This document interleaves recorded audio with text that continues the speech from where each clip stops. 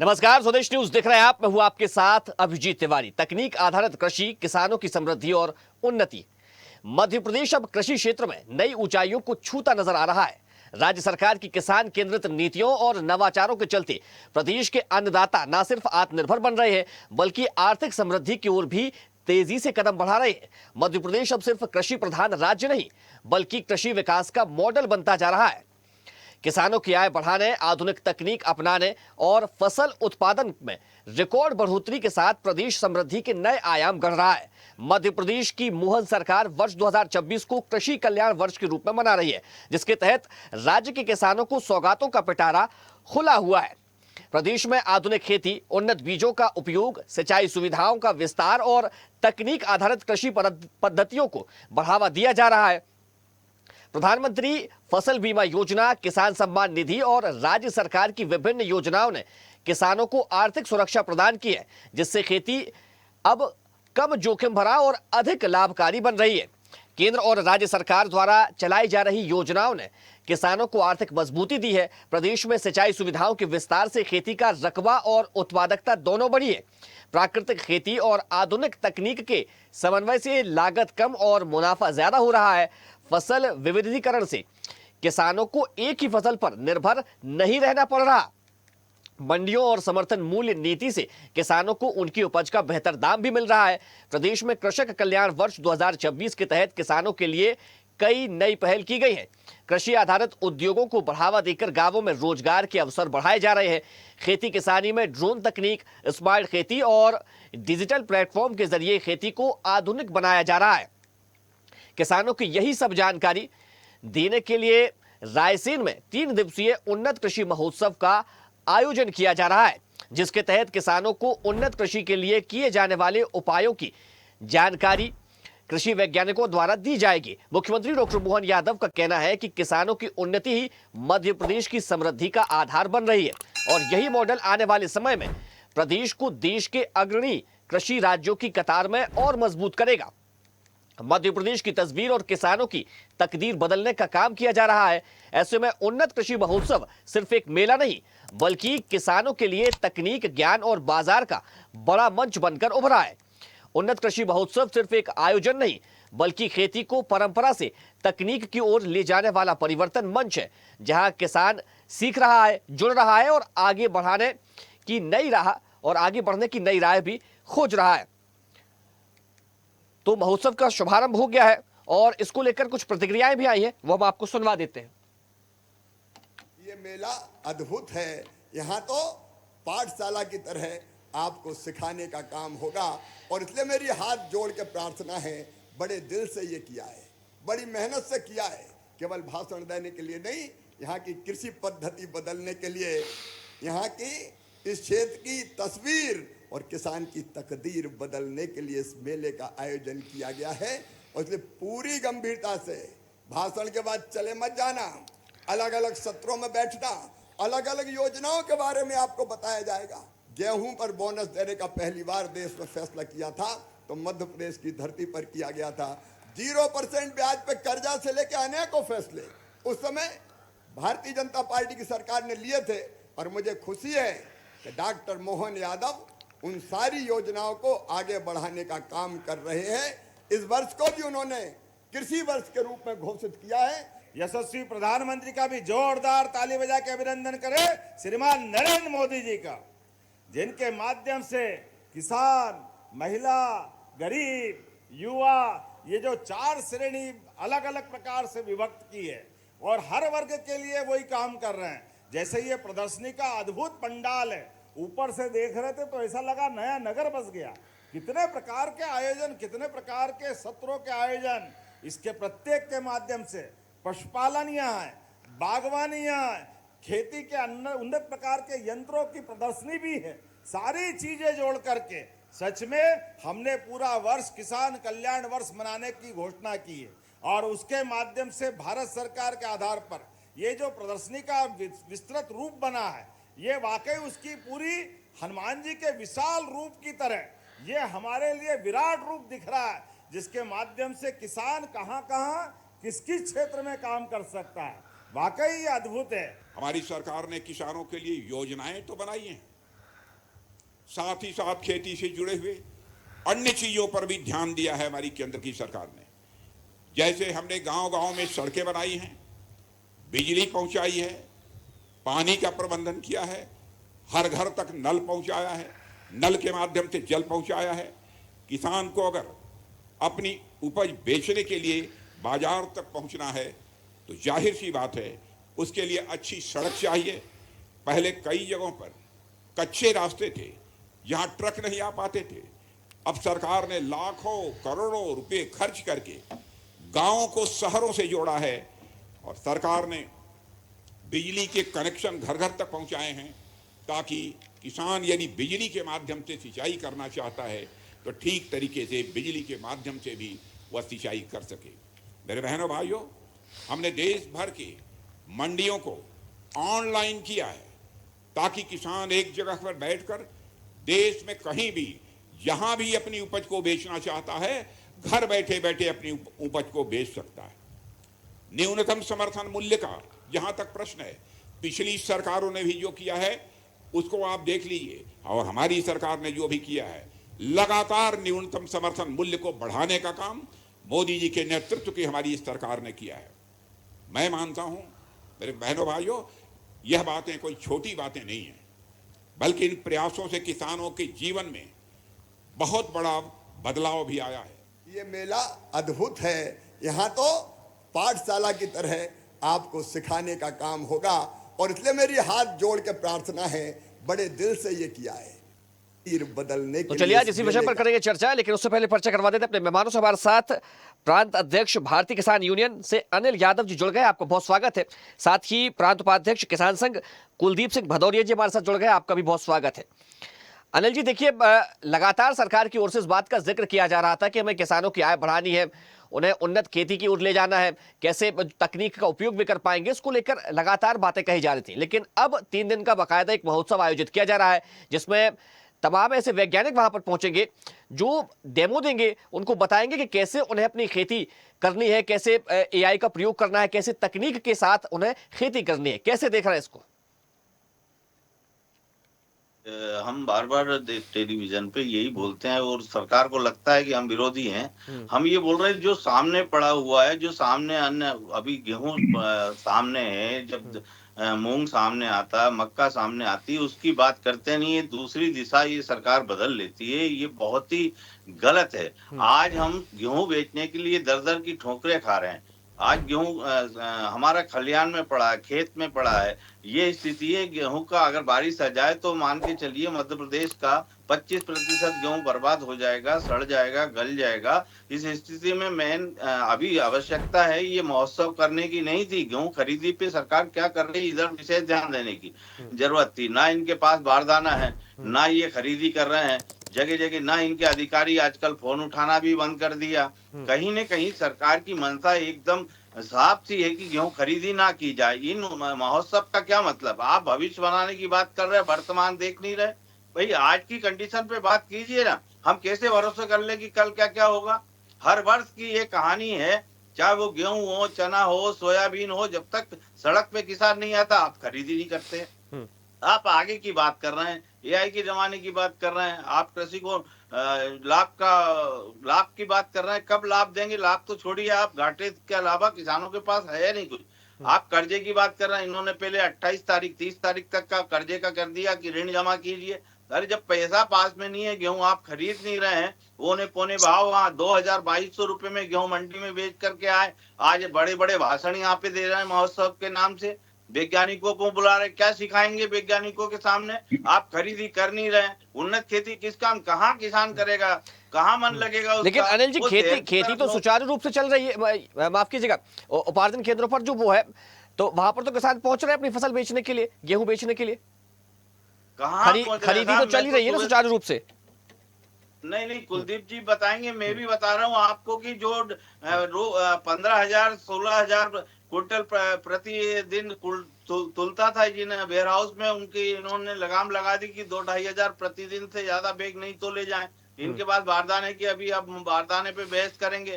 किसान धरना प्रदर्शन की तैयारी कर रहा है, चक्का जाम कर रहा है, बड़े कांटे की तुलाई की हम मांग कर रहे हैं। ये एक एक कुंटल से तोलते हैं और आधा आधा किलो एक एक किलो अनाज ज्यादा लेते हैं। सरकार ध्यान ही नहीं दे रही किसानों की तरफ। भाई ये सिर्फ घोषणा कर दी कि हम कल से तुलाई करेंगे। अरे तुलाई कहाँ करेंगे भाई? तुलाई उन लोगों की हो रही है जिनकी पकड़ है, मार पकड़ है, जो जिनकी कलेक्टर से साठगांठ है, जिनकी जिला अधिकारियों से साठगांठ है। उनकी मध्यम छोटे किसान जो हैं उनकी गेहूं की पूरी तुलाई नहीं होगी। अगर जिसके पास 100 कुंटल है वो 25 कुंटल भी तुला दे तो बड़ी बात है।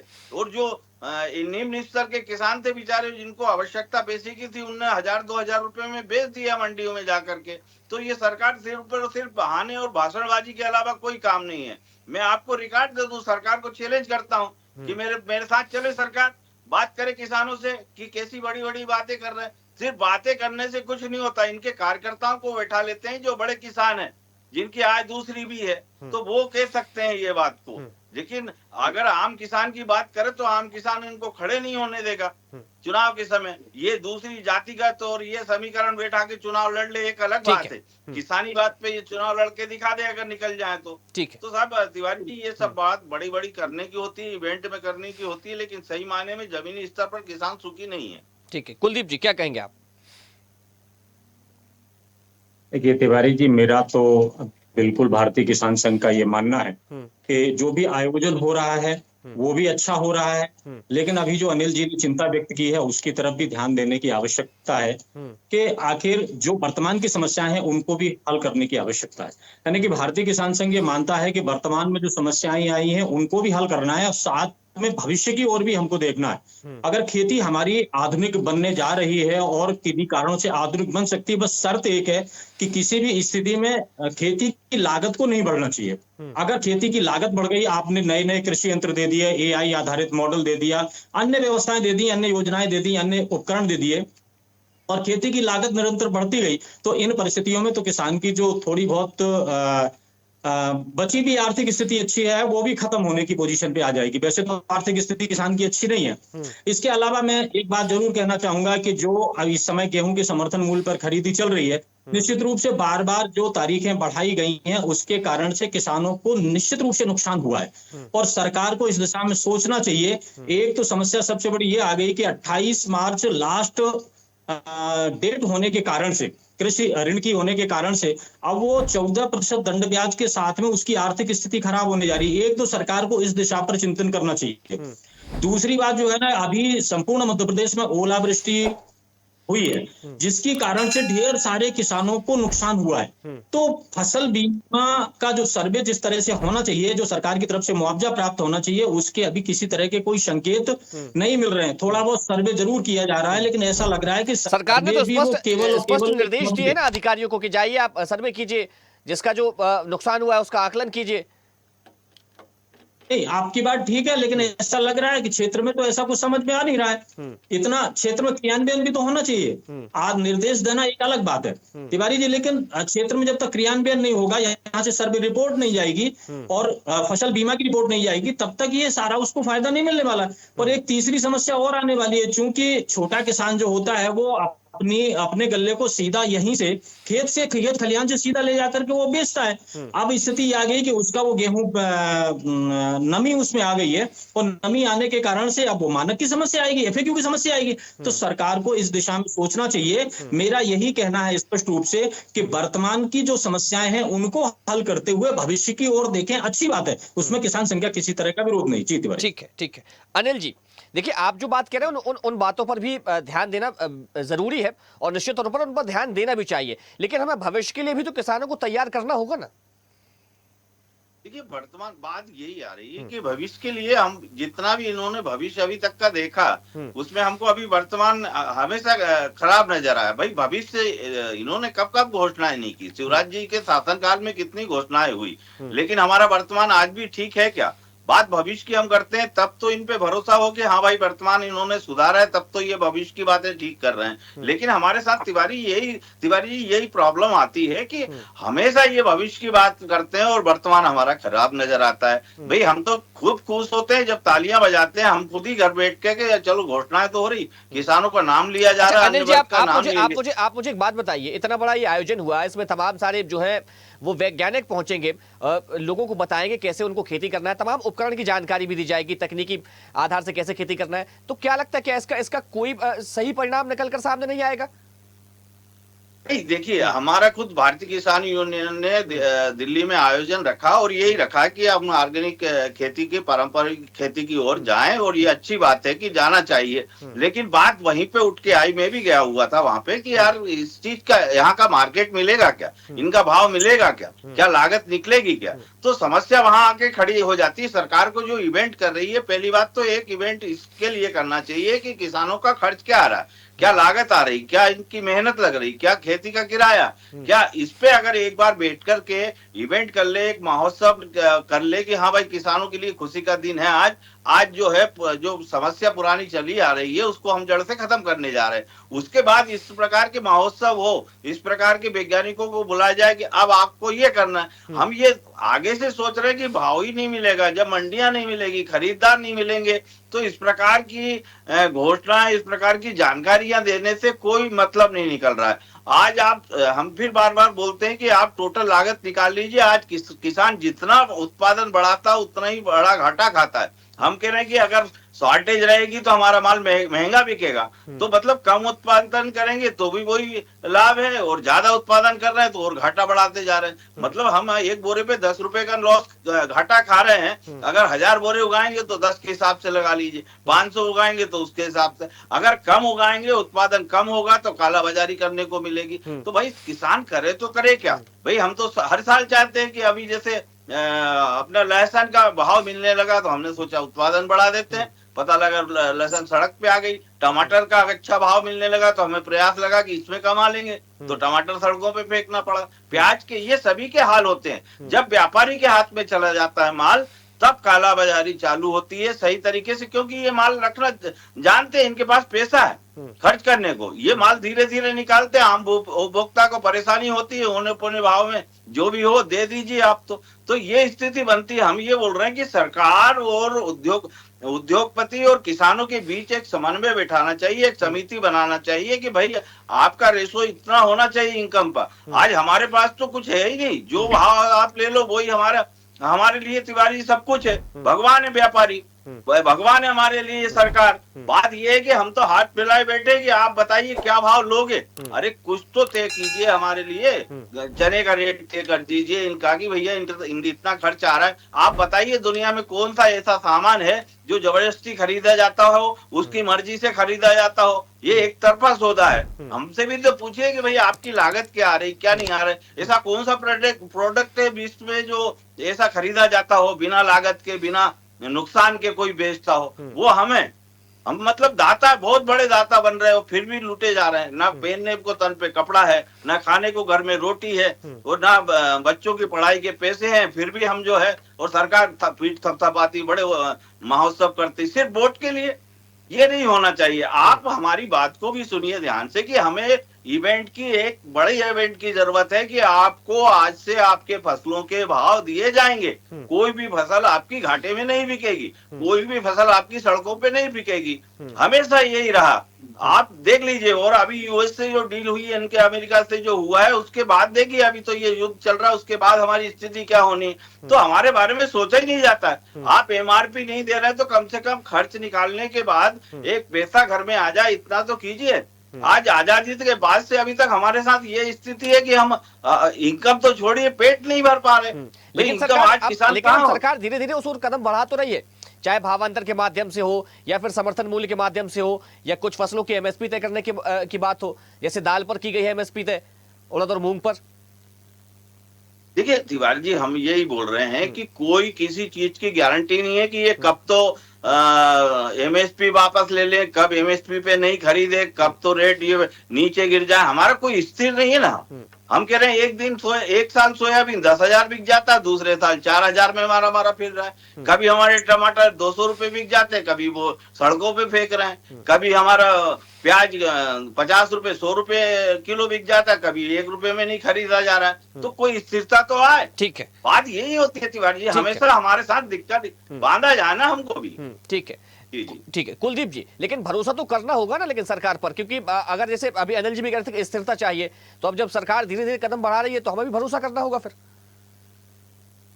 तिवारी जी, किसान भरोसा तो 1947 से लगातार सरकारों से करता आ रहा है, लेकिन वास्तव में किसान का स्वतंत्रता के पश्चात, उसके पूर्व में भी शोषण होता रहा है, लेकिन चूंकि वो सरकारें अपनी नहीं थी तो उनसे कोई शिकायत नहीं है उनको।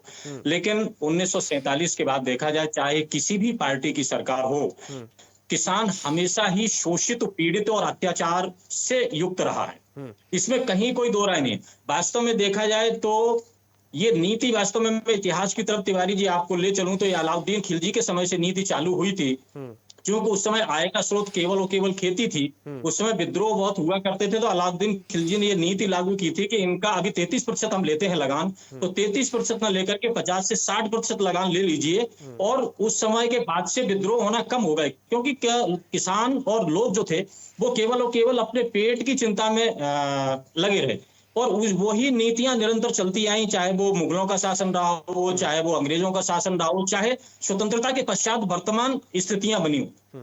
वर्तमान की सरकारों ने भी किसान को कभी भी प्राथमिकता में नहीं लिया तिवारी। जबकि मजे वाली बात यह है कि कृषि जो है ना, भारतीय अर्थव्यवस्था की रीढ़ है। सारे उद्योग धंधे एक तरफ आप कर दीजिए, कृषि को अगर एक साल झटका कृषि खा जाए, मानसून एक साल झटका खा जाता है, तो हमारी अर्थव्यवस्था आज भी डगमगाने लगती है। बिल्कुल। लेकिन उसके बाद भी आज भी किसान कहीं भी सरकारों की प्राथमिकता में नहीं है। आपने कहा अभी थोड़ी देर पहले कि एमएसपी घोषित कर रही है सरकार, चना पे कर रही है, मसूर पे कर रही है। हम तो कहते हैं एमएसपी 1 लाख रुपए प्रति क्विंटल घोषित कर दो। जब वो हमको मिले ही नहीं रही है तो एमएसपी का हमें फायदा क्या है? एक तरफ मेडिसिन बनाने वाली कंपनियां या अन्य कंपनियां एमआरपी पे अपनी सारी वस्तुओं को बेचती हैं, और हमको एमएसपी भी नहीं मिल पा रहा है, यानी न्यूनतम समर्थन मूल्य नहीं मिल पा रहा है। वो मैक्सिमम में वो बेच रही है, अधिकतम में बेच रही है। तो एमएसपी घोषित करने से कुछ नहीं होगा जब तक कि किसान की आय के स्रोतों को सुरक्षित नहीं किया जाएगा।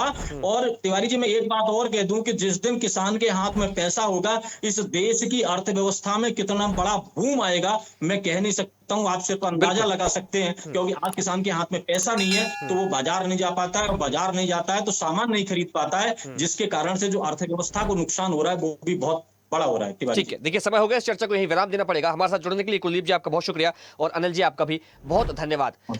तो मध्य प्रदेश की सरकार किसानों की खेती को लेकर लगातार चिंतित है, और ये चिंता इसलिए भी है कि ताकि किसान जब खेती करे तो उनकी खेती लाभ का धंधा बन सके, उनकी आय को दोगुना किया जा सके, और उसमें नई तकनीक का उपयोग किया जा सके। तमाम कृषि यंत्र जो कि किसानों तक मुहैया कराए जा सके, और एआई से कैसे किसानी को, खेती को लाभकारी बनाया जा सके, इसको लेकर बाकायदा एक महोत्सव का आयोजन किया जा रहा है। और उस महोत्सव में रायसेन में कई वैज्ञानिक जुटेंगे जो तमाम सारी जानकारी किसानों को देंगे, और इसको लेकर बाकायदा प्रशिक्षण किया जाएगा, वहां पर डेमो भी दिया जाएगा। फिलहाल चर्चा में इतना ही। देखते रहिए स्वदेश न्यूज, सबसे पहले देश। देखते रहिए स्वदेश न्यूज। अगर आप इस वीडियो को सोशल मीडिया हैंडल फेसबुक या इंस्टाग्राम पर देख रहे हैं तो हमें फॉलो करें, अगर यूट्यूब पर देख रहे हैं तो सब्सक्राइब करें और बेल आइकन दबाना ना भूलें।